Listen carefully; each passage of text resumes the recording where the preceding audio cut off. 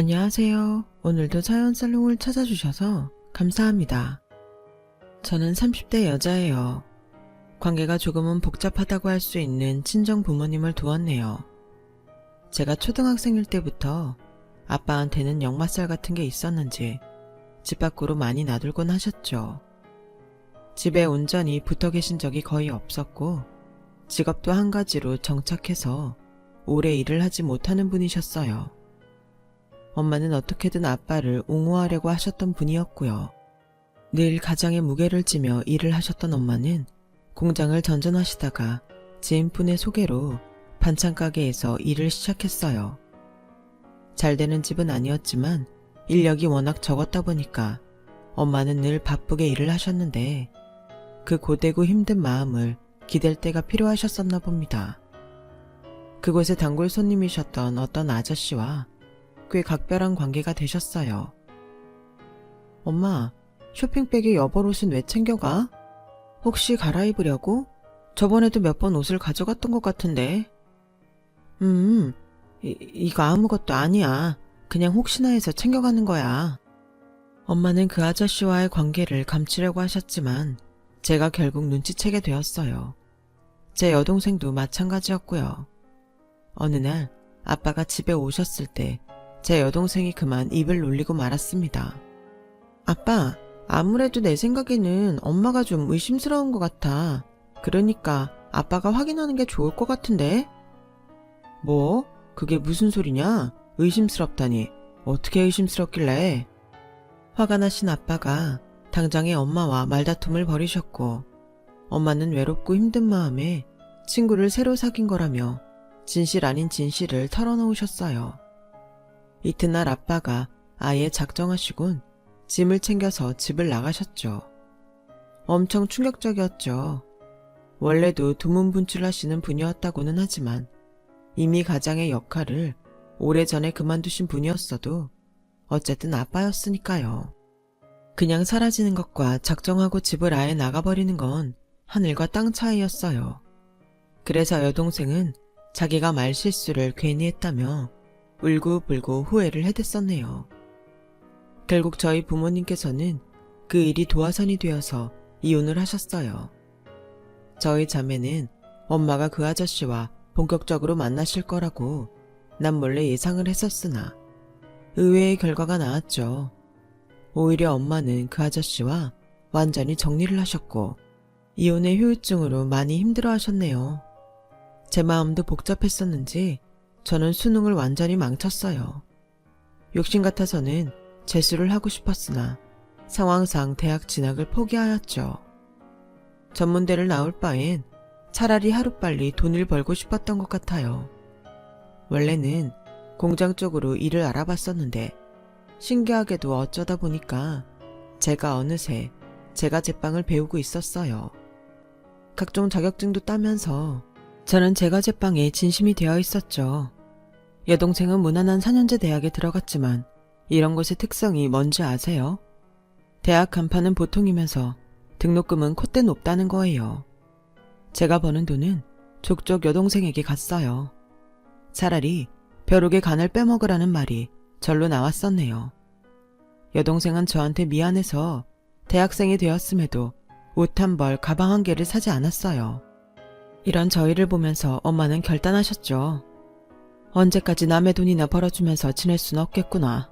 내가 우리 딸들의 미래를 생각한다면 두려워하지 말고 내 반찬 가게를 차려야겠어. 뭐? 엄마가 그럼 사장님이 되겠다고? 우리야 엄마 실력을 아니까 그쪽으로는 걱정이 안 되는데 힘드실까봐 그게 무서운 거지. 정말로 무서운 건 이대로 주저앉아 있는 거야. 이렇게 못나고 어리석은 엄마를 둔 죄로 너희가 고생하는 것 같아서 늘 미안하구나. 내가 반드시 가게 차려서 일 한번 내볼 거야. 엄마가 큰 결심을 하셨고 대출 받고 발품을 팔아가며 가게를 차리셨어요. 수면 시간을 극단적으로 줄여가면서까지 엄마는 반찬 가게에 모든 걸 쏟아 부으셨죠.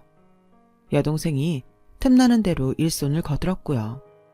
초반에는 장사가 거의 안 됐어요. 하지만 정성은 통하는 법이라고 하던가요. 3개월이 지나면서부터 단골들이 생겨났어요. 예약 주문을 하는 손님들도 생겼단다. 내가 이렇게 남한테 인정을 받는 날이 오다니. 우리 딸들에게 조금이나마 면이 선 듯 싶구나. 만약 너희 아빠도 함께였다면 분명 기뻐했겠지. 가게의 상승세에 엄마는 무척 반색하셨으나 한편으로는 아빠 생각으로 조금은 힘들어하시는 모습도 보였어요. 지나간 일에 대한 후회나 아쉬움이었겠죠. 반찬 가게의 선전으로 저는 전보다 더욱 집중하며 제 꿈을 향해 나아갔죠. 그러던 중에 만나 결혼까지 가게 된 인연이 있었어요. 정말 우연히 다리가 놓아져서 안면을 트게 된 사이였는데 만나다 보니까 친해졌고 사귀게 되었어요. 그러다가 나중에는 결혼 얘기까지 나왔던 것이고요. 이 과정이 결코 녹록하지는 않았답니다. 제 배경은 별로였지만 남편은 의사였으니까요. 처음 만났을 땐 남편이 의대생이었는데 공부와 씨름해가며 지내던 때에 제가 옆에 있어줘서 당시 남편한테는 큰 위안이 되었다네요. 먼저 사귀자 한 것도 결혼 얘기를 꺼낸 것도 남편이었어요. 저는 서로 스펙 차이가 심한 것 같다는 생각에 부담이 들어서 제 마음을 적극적으로 표현해 본 적은 없었으나 저도 남편이 좋았죠. 그래서 청혼 얘기도 받아들였어요. 그런데 오빠네 어머님께서 내 얘기를 듣더니 별로 탐탁치 않아 하셨다면서. 결혼 반대하실 텐데 정말 괜찮겠어? 우리 엄마는 내 말이라면 꿈뻑 죽는 사람이야. 걱정하지 마. 왠지 찜찜하긴 했으나 남편이 장담을 하는 모습에 알겠다고 했어요. 저도 엄마에게 결혼 얘기를 꺼냈죠. 네가 기어이 그 의사된 남자친구랑 결혼을 하겠다고? 엄마는 왠지 내키지 않아 하시는 듯 했어요. 제가 그 이유를 여쭤보니까 역시나 제 짐작대로였죠. 상대 집안이 저희보다 훨씬 형편이 좋은 데다가 의사인 장남을 웬만한 여자에게는 갖다 붙이지 않을 거라는 게 엄마의 생각이었어요. 그래서 저도 하는 수 없이 안 그래도 이미 그쪽 부모님이 저를 별로라고 생각해 왔다는 걸 털어놓았죠. 그럼에도 제가 이 결혼을 꼭 하고 싶다는 생각까지도 말이에요. 내가 결혼해서 눈칫밥 먹고 살게 된다고 해도 나는 꼭 결혼하고 싶어. 제가 눈물까지 글썽이는 모습에 엄마는 끝내 결혼을 허락해 주셨어요. 그리고 며칠 뒤 저는 시어머니로부터 연락을 받았어요. 물론 저희 엄마를 뵙고 싶단 게 본론이었죠. 두 분이 이혼하셔서 어차피 아버지는 안 계시잖아.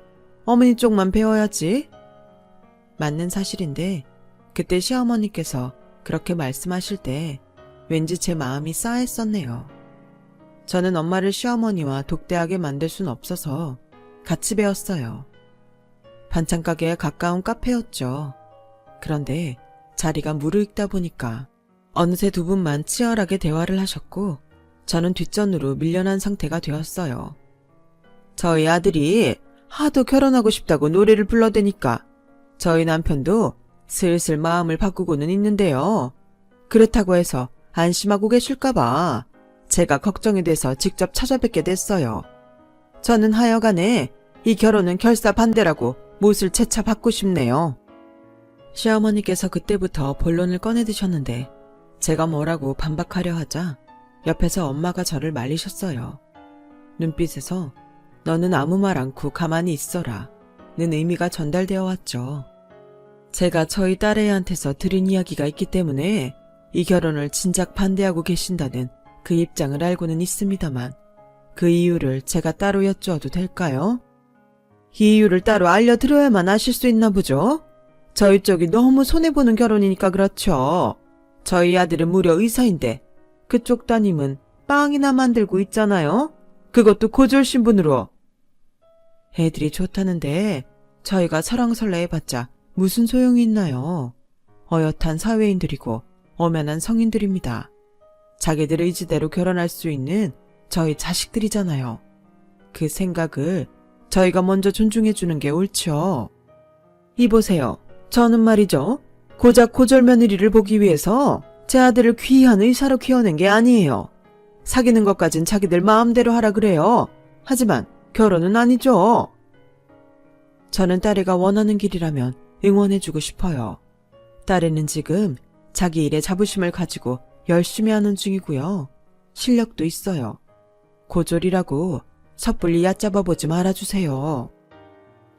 제가 허심탄회하게 그런 말씀을 드려볼게요. 저는 이왕이면 며느리 덕을 보는 시어머니가 되고 싶어요. 내 아들 그렇게 잘 키워놨으니 그 정도 호사는 누려도 된다고 생각하거든요. 그런데 저희 집안보다 형편이 기우는 집안의 장녀라니, 고졸이라니, 제가 안 속상하겠어요? 아시겠지만 저는 반찬 가게를 운영 중에 있는데요. 매일 잘 될 수가 없기 때문에 때로는 힘들기도 하지만 잘 벌어먹고 사는 것은 사실입니다. 금전적으로 현재 전혀 어렵지 않고요. 저는 사위 덕 보려는 욕심이 조금도 없습니다. 제 생각은 이러하니 며느리로 호사를 누리고 싶어 하시는 그 마음을 조금은 눌러주실 수 없을까요? 딸애를 아끼고 위하는 마음으로 이러는 저의 심정도 헤아려 주세요. 아니, 뭐 그렇게까지 말씀을. 엄마는 낯빛 하나 안 바꾸신 채로 차분하게 말씀을 이어가셨고 결국 시어머니께서는 할 말을 잃어버리셨죠. 저는 엄마 옆에서 내내 울음을 참느라 힘이 들었어요. 입을 떼는 순간 눈물이 나올 것 같아서 차마 대화에 끼어들지도 못한 채 그렇게 있었네요. 결국 시어머니께서는 소득 없이 일어나셨고 저를 흘끗 보시면서 안 그렇게들 생겨가지고 키가 참 세네, 이런 말씀을 남기신 채 자리를 뜨셨답니다. 그건 패배선언이었어요. 왜냐하면 그 이후로 빠르게 결혼이 진행되었거든요. 엄마, 정말 고마워요. 앞으로 잘 살게. 제가 욕심낸 결혼 때문에 엄마가 고생하신 것 같아서 마음이 쓰라렸어요. 그러나 당시에는 솔직히 말해서 설렘과 행복이 더 앞섰던 게 사실이네요. 해냈다라는 생각만 컸었으니까요. 시어머니께서는 끝까지 저를 당신의 며느리로 들이기 싫어하셨으나 남편이 워낙 완강했기 때문에 결국 결혼이 성사됐어요. 시아버지께서는 크게 관여를 안 하고 싶어 하셨고요. 신혼집은 남편의 병원이랑 제 직장의 동선을 고려해서 전셋집으로 구했어요. 친정이나 시댁하고는 거리가 좀 됐고요. 근데 공교롭게도 엄마의 반찬 가게가 시댁이랑 별로 멀지 않은 거리였더군요. 저는 결혼하고 난 뒤에 직장에서 더욱 바빠졌으나 집안일엔 소홀하지 않았어요. 작업장을 청결하게 하는 습관을 들여서 그런지 바쁘고 피곤한 와중에도 늘 신혼집을 깨끗하게 관리하였어요. 부엌이며 화장실까지 싹 다 물때 하나 끼는 법이 없었죠. 반면에 남편은 워낙 병원 일로 바쁜 사람이었고 집에서는 오롯이 피로를 푸는 것에만 집중하였으므로 집안일에는 일체 손 하나 까딱 안 했고요. 잠만 잘 자고 밥만 잘 먹으면 됐었죠. 어쨌든 저희끼리 잘 살고 있으니까 저는 그걸로 다 된 줄 알았어요. 하지만 시어머니라는 존재가 있었죠. 도대체 저녁 식사 시간을 못 맞춘다는 게 말이나 되니?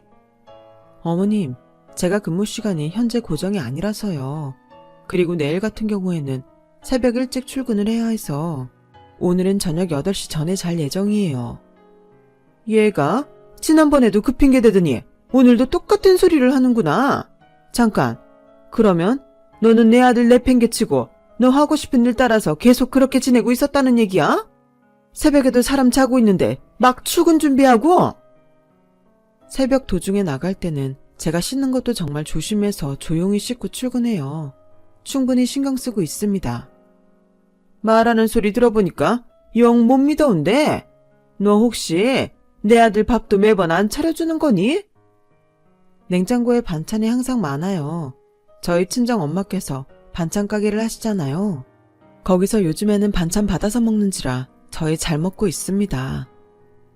어쩜 반찬을 한꺼번에 장만에다가 내 아들 보고 알아서 처먹으라고 하면 다니?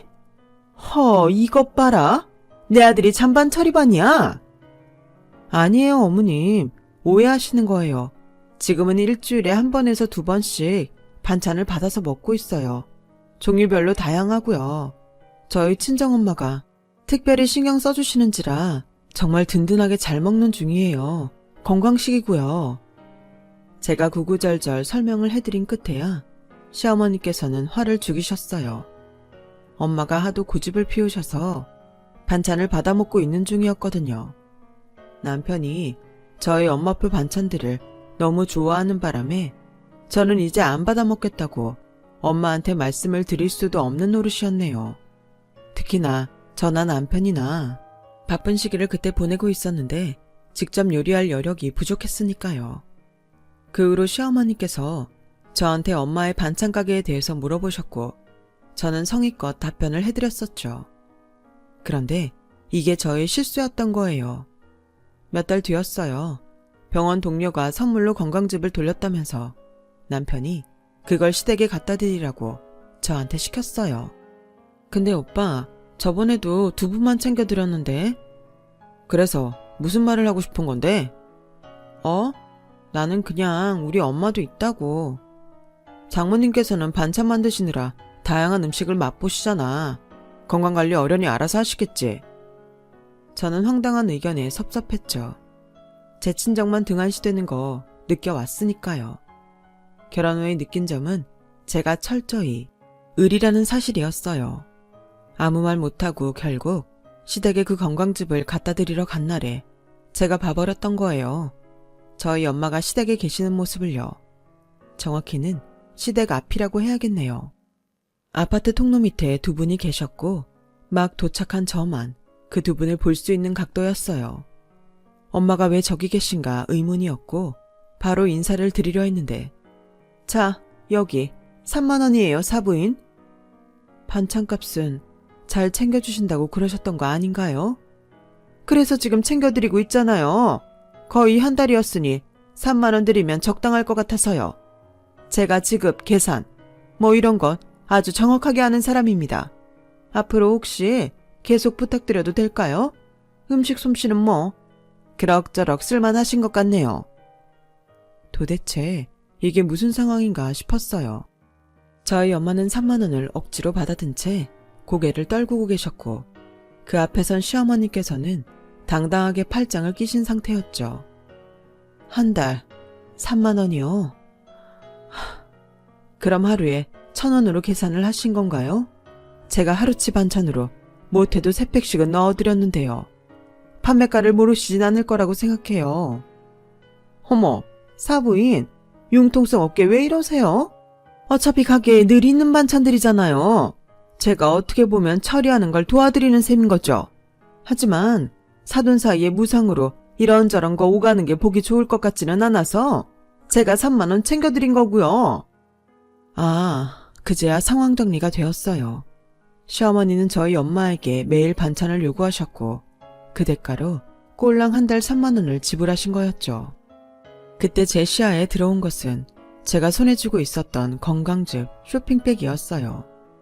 남편의 심부름으로 시댁에 전달될 건강즙을 보는데 갑자기 제 마음이 차갑게 식더군요.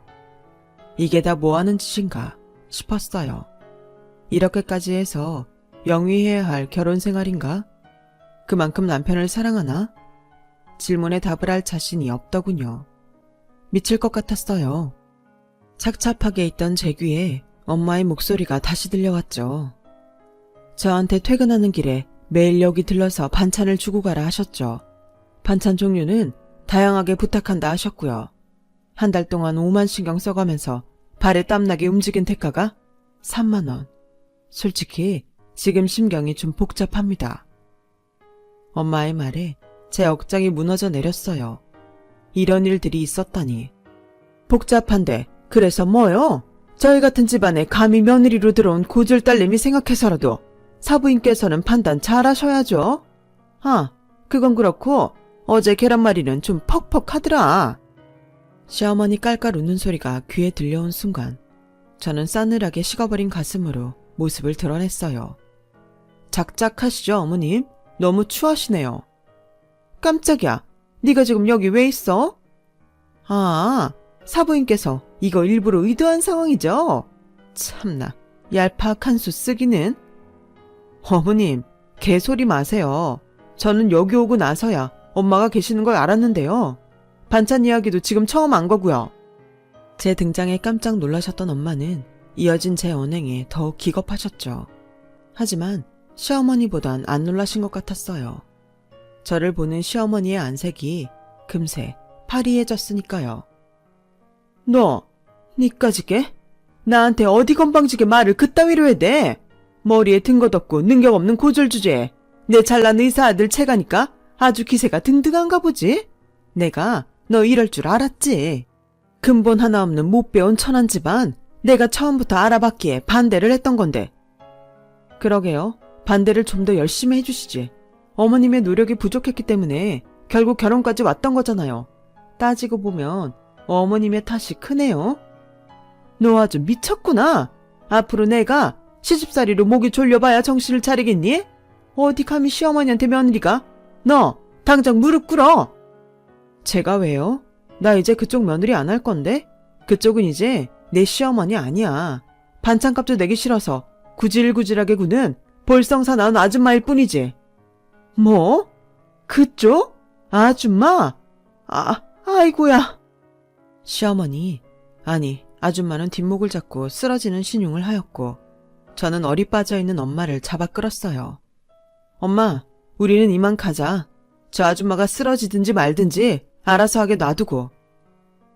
무슨 정신으로 친정집까지 갔는지 모르겠어요. 마주보고 앉아서 많은 대화를 나누었는데도 엄마도 저도 끝내 눈물바람이었죠. 그 아줌마가 부당한 요구를 하는 걸 엄마도 알고 계셨지만 제 결혼 생활이 평탄하길 바라셔서 꾹 참으셨대요. 그리고 그 아줌마가 반찬값은 잘 챙겨준다는 말을 했었기 때문에 엄마는 철석같이 그걸 믿었던 거고요. 그런데 사람을 모욕한 거죠. 그동안 참 속상했었는데 그래도 널 생각해서 참았지. 하지만 지금 보니까 숨긴 게 내 잘못 같구나. 면목이 없어. 엄마가 왜 사과를 해? 미안해 하지 마. 그리고 아까 들었죠? 나 이혼할 거야. 엄마가 이런 멸시를 당했더니 더 이상 그딴 집안의 일원으로 살기 싫어. 뭐? 아까 홧김에 한 소리가 아니었던 거야? 하지만 네가 어떻게 이 결혼을 했는데? 너 설마 윤서방이랑 행복하지 않은 거였니? 엄마한테 차마 티는 못 냈지만 맞아. 별로 행복하지 않아. 내가 그렸던 결혼 생활과는 많이 다른 현실이거든. 헛된 망상을 하면서 이상한 꿈을 꾸고 있었던 것 같아. 이제 꿈에서 깨어나야지. 깨어나서 우리 가족한테 더 잘하면서 살래. 한순간 감정에 치우쳐서 억지로 결혼까지 했던 거. 엄마한테 정말 죄송해요. 이런 딸이라서 미안해. 앞으로 더 잘할게. 내가 박복해서 네가 나를 닮아서 너마저 이혼이란 걸 하게 되는 것 같아서 엄마는 정말 어떻게 해야 할지 모르겠다.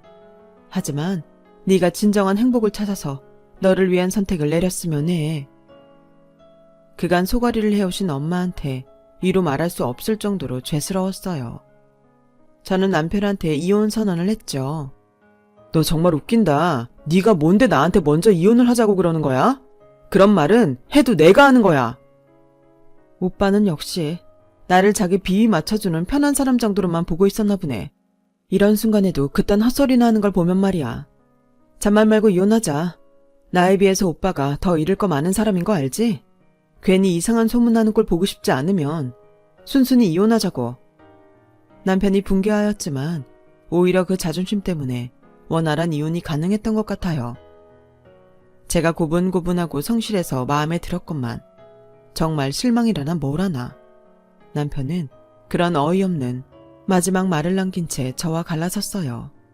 이 과정에서도 그 아줌마가 끼어들어서 어찌나 시끄럽게 상황을 들들 볶았었는지 몰라요. 어쨌든 깔끔한 합의 이혼으로 마무리됐다니 다행이었죠. 고졸 빵쟁이 주제에 끝까지 으스대기는. 변변찮은 빽 하나 없고 집안도 볼품없는데 고고한 척은 더럽게 잘하네. 내 앞길이 얼마나 볼품없을지 내가 기대해주마. 그 아줌마는 악독한 성정에 걸맞게 저한테 화려한 마지막 멘트를 남겨주었죠. 저는 못 들은 척 무시했어요. 완전히 남남이 된 마당에 기대하기는 뭘 기대해요. 어이없었죠. 하지만 저에게도 일련의 상황들을 겪은 건 정말 큰 타격이었고 마음을 추슬러야 했어요. 엄마도 마찬가지였고요. 바로 그때 아주 놀라운 일이 벌어졌답니다. 결혼식장에서 마지막으로 보고 잘 살 거라고 믿어 의심치 않았는데 이혼이라니 이게 무슨 일이야? 제 소식을 접한 아빠가 오신 건데요. 그냥 오신 게 아니었어요. 저희 가족 곁으로 완전히 돌아오실 요량이셨거든요. 심신이 지쳐 있었던 엄마는 반찬가게 운영에도 벅참을 느끼셨고 그 모습을 지켜보던 여동생이 몰래 아빠한테 연락해서 그걸 다 말했던 거예요. 그래서 아빠는 여동생을 통해 상황 보고를 받고 계셨는데 그러던 중에 제가 이혼을 한다는 소식을 들으셨고 엄마까지 얽혀서 사돈 집안하고 대판 싸웠다는 것도 아셨어요. 예나 지금이나 입이 가벼운 여동생 덕분에 저희 가족은 다시 하나가 되었네요. 참 아이러니하죠. 아빠는 엄마와 다시 대화를 시작하셨고 두 분은 금세 재결합을 원하게 되셨어요. 아빠가 돌아와서 다시 내 식구가 된 것만으로도 놀라웠는데 더한 사실은 바로 아빠가 재력가가 되어 계셨단 점이었어요. 옛날부터 범상치 않은 분이시긴 했지만 주식 투자에 귀재가 되실 거라고는 상상하지 못했네요. 지난 세월 많은 생각을 했다. 우리는 결국 가족일 수밖에 없더구나. 이 사실은 죽었다 깨어나도 바뀔 수 없는 것이었어. 앞으로는 쭉 함께 지내자. 아빠는 과거 엄마의 실수를 지난 시간으로 되었다며 완전히 용서해 주셨고 또 스스로의 지난 과오 또한 엄마에게 용서를 비셨어요. 앞으로 저희 네 식구는 모든 희노애락을 함께하기로 다짐했고요. 가장 먼저 한 일은 본격적인 엄마의 반찬가게 확장이었어요. 요컨대 아빠의 투자였죠. 보다 공격적인 마케팅을 시도하였고 온라인 홍보와 단체 주문 시스템을 만들어서 규모를 불려나갔어요. 대학 졸업을 하고도 엄마의 일손을 도우며 지냈던 여동생은 부모님과 상의를 거친 끝에 사무 자격증을 몇 개 따서 취업에 성공했어요. 여동생이 직장 생활을 하고 싶어 했던 것을 부모님은 꿰뚫고 계셨던 거죠. 엄마의 반찬 가게를 눈부시게 성장시킨 아빠의 다음 타겟은 바로 저였답니다. 저는 빵으로만 외길 인생을 걷고 있었는데 아빠가 그 점을 활용해서 매장을 꾸리라 하셨어요. 네 빵에는 스토리가 있어. 장사를 한다면 분명 잘 될 거야. 일본으로는 목이 좋아야겠지. 나한테 맡겨둬라. 아빠는 저에게 가게를 차려주셨어요. 서울 근교에 대형 베이커리 카페요. 홍보에 큰 돈은 쓰지도 않았건만 오픈 3주차 주말에 테이블 만석을 찍었어요. 빵 나오는 타임을 바로 늘려야 했고 정직원부터 주차 알바까지 일하는 사람만 수십 명이 됐고요. 하도 정신이 없어서 장사가 어떻게 되는지도 헷갈릴 지경이었지만 분명한 건 즐겁단 사실이었어요. 해도 뜨지 않는 새벽에 나와 빵을 준비하면서 하나도 안 피곤하더라고요. 맛있게 먹는 손님들을 보면 마음이 행복했고 이렇게 멋진 공간이 제 가게라는 사실에 가슴이 벅찼어요. 시간이 조금 더 지나자 평일에도 피크타임이면 테이블이 꽉 찰 정도가 되었고요. 그러던 어느 날 정말 아무 생각 없이 바쁜 매장을 점검할까 싶어서 홀을 돌고 있었어요. 셀프바에 냅킨이 하나도 없어서 손님들이 불평하고 있길래 제가 얼른 채워넣는 와중에 요즘 제일 잘 나간다는 신상 카페는 다르다 달라. 무슨 이 시간에 젊은 애들이 이렇게나 많아? 다들 일도 안 하나 봐. 세상에 장사 잘 되는 것 좀 봐. 익숙한 목소리가 들리는 게 아니겠어요? 제가 긴가민가 하면서 냅킨을 채우며 옆쪽을 바라봤어요. 그러자 바로 옆 테이블에 자리 잡고 있는 아주머니 무리가 보였죠. 총 4분이었는데 한 분과는 제가 안면이 있는 사이였어요. 어떻게 알아보지 못할 수가 있겠어요. 그분은 다름 아닌 전 시어머니였으니까요. 제가 너무 기가 막혀서 저도 모르게 헛웃음을 쳤는데 그러자 그쪽에서 저를 쳐다봤어요. 허라? 너 여기서다 보네? 그래, 잘 살고 있었니? 열심히 사는 것 같네? 전 시어머니인 그 아줌마가 저를 발견하자마자 아주 즐겁게 비꼬았죠. 일행분들도 다 저를 주목했고요. 네, 안녕하세요. 오랜만에 뵙네요. 너 여기서 일하나 보구나. 고졸이고 나이 먹더라도 이런 데서는 일을 할 수가 있지. 나쁘지 않은 선택이야. 주제 파악도 잘했네. 그 아줌마가 푸 웃으면서 말을 하자 일행분들은 입모양으로 아, 이혼당한 고졸 며느리? 이런 정보를 주고받으셨어요. 어이가 없더라고요. 거기에 멈추지 않고 그 아줌마는 저한테 직원 아니고 혹시 알바인 건 아니지? 그러면 너무 쪽팔린 건데? 이런 질문을 하며 웃음을 참는 표정을 지었죠. 열받은 제가 냅킨 봉지를 쥐고 그 아줌마를 향해 돌아서려던 순간 사장님 죄송해요. 냅킨 아까 채운다는 걸 깜빡했습니다. 홀을 둘러 나온 직원이 저를 발견하고는 꾸벅 인사를 했어요. 저한테서 냅킨을 받아들곤 재차 죄송하다고 그랬죠. 저는 그 직원에게 냅킨 봉지를 건네면서 아줌마를 쳐다봤어요. 일동 전체 얼음이 되어선 넋이 나가 있었어요. 사장? 에이 설마 네가 여기 사장? 잘 들어놓으시곤 무슨 설마 같은 타령을 하세요? 네, 제가 사장인데요. 아줌마는 얼굴까지 금세 창백해졌어요. 아니 그럴 리가? 네가 대체 무슨 돈이 있어서 이런 위치에 이렇게 큰 가게를? 아, 궁금하세요? 알고 싶으시면 주문부터 하세요. 인당 3만 원 이상씩 구매하시면 알려드릴게요. 뭐? 인당 3만 원? 날강도 아니야? 글쎄요.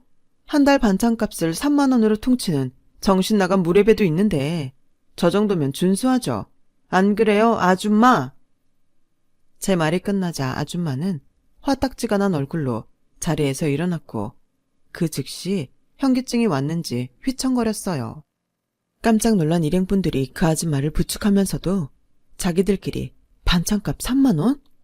이렇게 속닥거리는 게 보였어요. 아줌마가 하도 속물이라 숨겼던 건데 사실 저 돈 있고 백 있는 사람이에요. 저의 폭탄 발언에 그 아줌마는 창백하게 질린 채로 가방을 챙기더니 갑자기 출구로 도망갔어요. 하도 매장에 사람이 많이 오다 보니까 정신이 빠져서 걷던 아줌마가 입구에서 다른 사람들한테 치이더니 결국 한 번은 넘어지더군요. 우스웠네요. 아줌마랑 같이 온 일행분들이 저한테 다가와서 전말을 물어보시길래 솔직히 알려드렸어요. 간략하게 진실만을요. 저의 짧은 답변만으로도 충분히 경악하신 그분들은 혀를 끌끌 찼어요. 그거 완전 미친 여자였잖아. 앞으로 상종하지 말자고. 안 그래도 의사 아들 하나 때문에 유세 떠는 거 짜증났었는데.